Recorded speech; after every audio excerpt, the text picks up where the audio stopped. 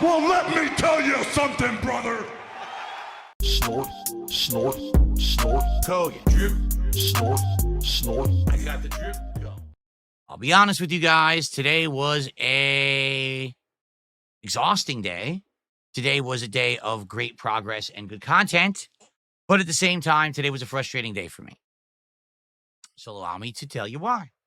We started off today with the Level 1 podcast, but we started early because basically I needed to get the show done early so I could do a ginormous special edition of Smark Guys. I called it the Smark Guys Wrestlemania Super Show because not only was I going to go over all of the different matches from WrestleMania over the weekend, 8 hours of wrestling, but I was also going to have multiple guest hosts on over the course of the show. So because of that, I knew I needed a ton of time to do it. It was a 4-hour show. So I said, we got to shorten the podcast. I turn on the podcast and YouTube is telling me your stream has been detected for copywritten content or someone else's content and may get shut down.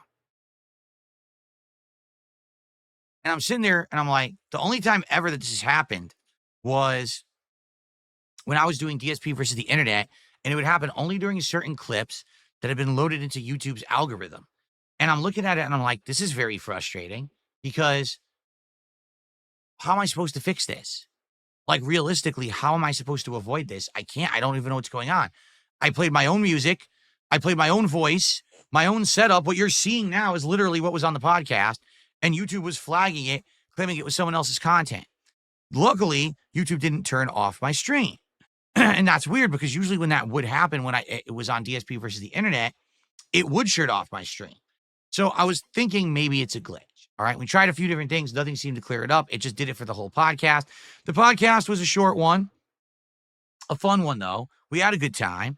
And then we jumped into Smark Guys. Smark Guys was 4 hours today. Yes, I covered all of WrestleMania 41. Every single match I talked about in detail. We had Ethan Ralph on for about 45 minutes as a guest. Then we went through Cypress TV's opinions about WrestleMania, which he had written for me ahead of time because he couldn't be there live. And then to end the show, we had Gahul. So all three guest hosts made an appearance in some form, two actually being there live to be interactive. The show was great, in my opinion. 4 hours of legit, interesting, informed wrestling takes and commentary. So if you want to see that, it's live over on DSP Reacts right now as an archive stream, as the featured video on the channel. Okay? So, worked my butt off to make that happen. Watched over 8 hours of wrestling this weekend of WrestleMania. All right? All the logistics of getting these guys to appear on the show.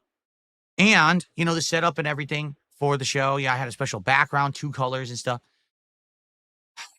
Attendance was all right, not going to lie. Attendance was decent, but support was very underwhelming. We only made $100 for a 4-hour wrestling show that required some 10 plus hours of work to put out.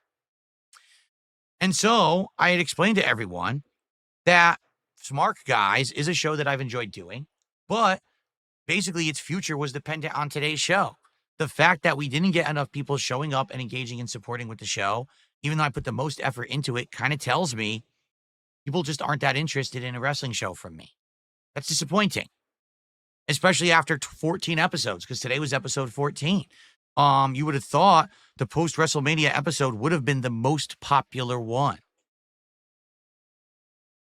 Okay? I don't know what else to say. I don't know what else to tell you. It is what it is. That's what happened. So I'll tell you this. I'm not doing another Smark Guys this week. I'm not doing another Smark Guys next week.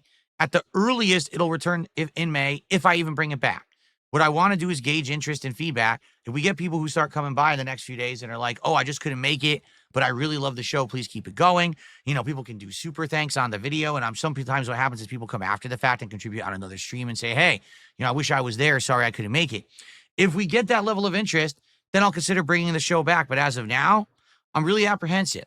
You know, that was 4 months of work, culminating in the biggest wrestling commentary show I've ever done. I'd never done a 4-hour show like that before, ever. Even back in the day, the show was usually around 2 hours long, never 4. So I was hoping that people would like it, and it just didn't seem like it clicked with a big enough audience. Like I said, maybe it's the internet wrestling community already has grown so much in the last decade that I haven't been doing the commentary. There's just not enough desire to see me do it. I can't really complain or explain. It's just reality. Okay. So it is what it is. All I do is kind of shrug and say, well, that's life. What can I do? Not much. And we'll talk about it maybe over the next couple of days to try to determine if it's something that I'm going to do moving forward or not. But yeah, I hope you'll still watch the show. I do stand by it. I think it was a great wrestling commentary show. Okay. All right. Then on the late stream, it was the conclusion of Adam Fall. And I am pleased to announce not only did we beat Adam Fall, we did 2 different endings. So it was cool to see the 2 alternate endings, although to be honest, they weren't that different. They were kind of really similar to each other, just with one little different variable twist. So I gave my final thoughts on the game, and then we chilled for about 30 minutes. But sadly, guess what? We didn't hit the goal tonight. In fact, we didn't even get halfway.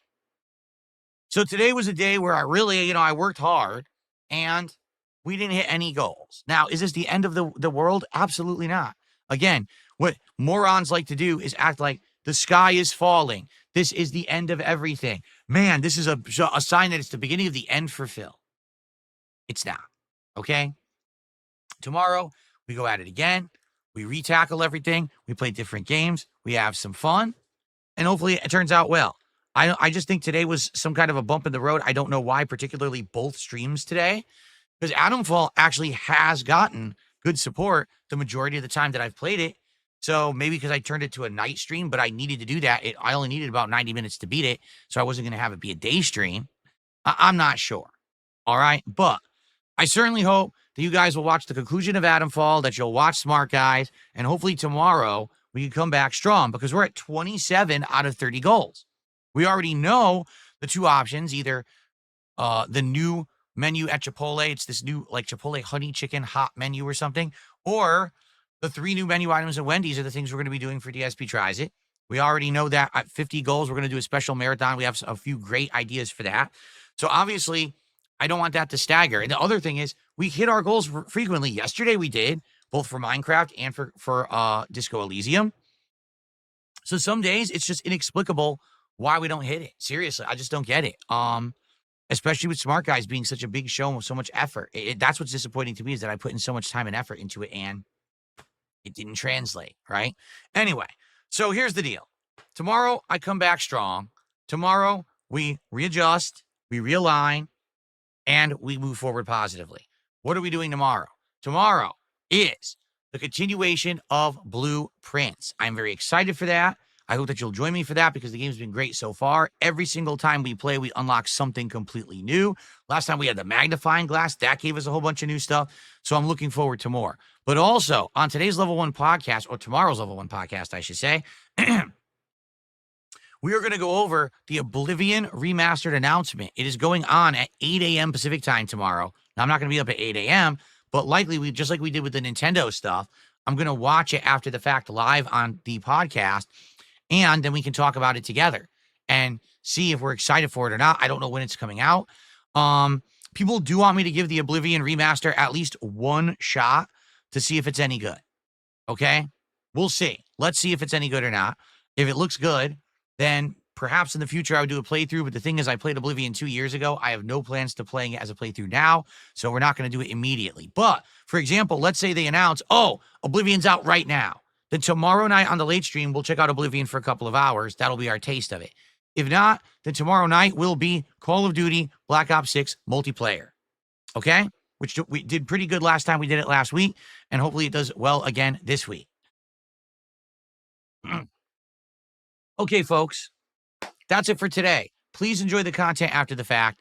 I will see you tomorrow for a full and fun day, a fun podcast covering Oblivion, more Blueprints on the first stream, and either Black Ops or Oblivion on the late stream, depending on what happens. All right? Have a good night. See you all tomorrow. Peace out. I got the drip going. I got the drip going. I got the drip going. I got the drip going. I got the drip going. I got the drip going. I got the drip going. It's like a faucet that's dripping. You can't make it stop. So what do you want me to do? Have a mute button that every second I'm tapping the mute button just in case I'm gonna have to clear? Like, this is what I mean. These dumb kids. This is what it is. It's dumb kids.